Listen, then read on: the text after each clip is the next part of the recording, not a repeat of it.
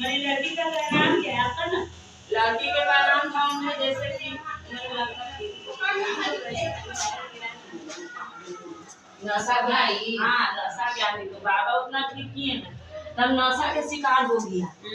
तब बाबा से कहते सुने थे तो नशा के लत छूटा। फिर भी अभी असर है तो थोड़ा बहुत पाना ये पहले रहता है। माई मर गई खाली कैंसर से 1 महीना बाद माई भी मर गई। अब लड़का अकेले बच गया।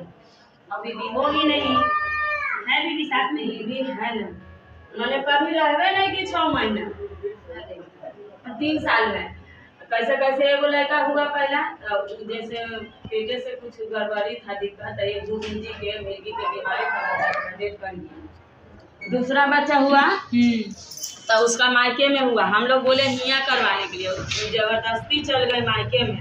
मायके में जाने के बाद उसका बाप ले दिया प्राइवेट में। हम लोग की शक्ति नहीं था मैम, सरकारी का शक्ति था